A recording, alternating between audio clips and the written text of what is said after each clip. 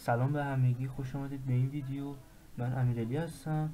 اومدم براتون یه وبسایت خفن بهتون معرفی کنم، character.ai، که میتونید کرکترهای خودتون رو بسازید که با متنی که بهش میدید همون رو براتون تعریف کنه.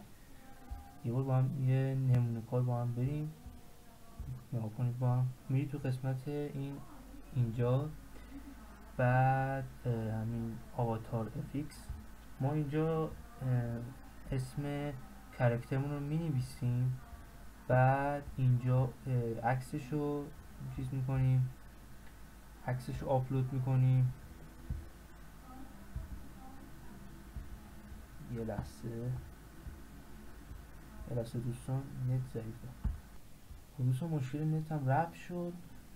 اینجا آپلود میکنی عکسمون رو، هم مثلا یه چهره از این میدی اینجا آپلود میکنی براش. بعد اینجا مثلا تعیین میکنی که لحن صداش چجوری باشه، مثلا نبخشید اینجا وایسش رو میزنی، یعنی درسته. خب نت مشالله که اصلا وی پی اینا کلا مشکل داره. اینجا مثلا صدای مثلا زن باشه، صداش مرد باشه، اینجا انتخاب میکنی و میذاری از همین طریقه. اینجا هم که اینجا مثلا آخر نوشته تو مثلا میگی یه متن بهش میدی، میگی آقا مثلا من میخواهم بروم شما. مثلا کرکترتون همینو میگه با همون صدایی که بهش دید. مثلا صداش شاد باشه، غمگین باشه، عصبانی باشه، یا خودتون صداش رو درست میکنید. بعد دیگه همین اوکی. مثلا ببینید این نمونه ها رو ببینیم با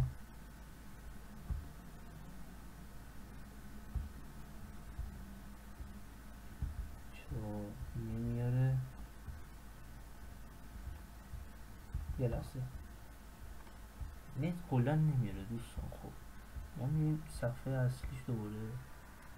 بعد دیسکاورم که اینجا اینو توضیح دادم براتون. اینجا مثلا میید با یکی از اینا چت، مثلا یه نمونهش رو من بیارم، یه نمونهش مثلا همین، مثلا میگوش چت بکنم.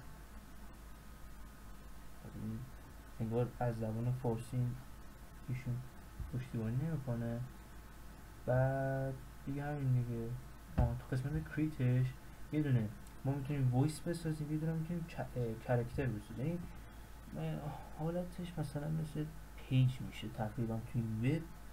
مثلا اینجا می اسمتون رو می نویسید، بعد اینجا مثلا می شعار خودتون اینجا می توصیفش میکنید، مثلا کرکتر من چجوری باشه، چی باشه. و اینجا هم که میگه خوش آمدگویی، به معنی خوش آمدگویی. مثلا میگید همسایه شما همین الان در رو زده، اینو دارم میگم و معنی شد.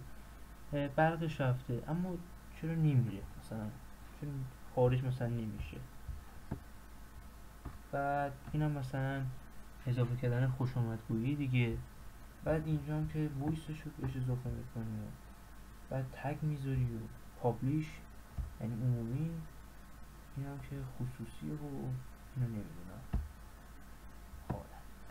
بعد کریتو میزنی و دیگه میره توی دیسکاور، مردم میبینن دیگه، لایک میکنن، نمیدونم این کارو میکنن. ممنون تا اینجا ویدیو دیدید این ویدیو رو. امیدوارم خوشتون بیاد. صاف فراموش نشه.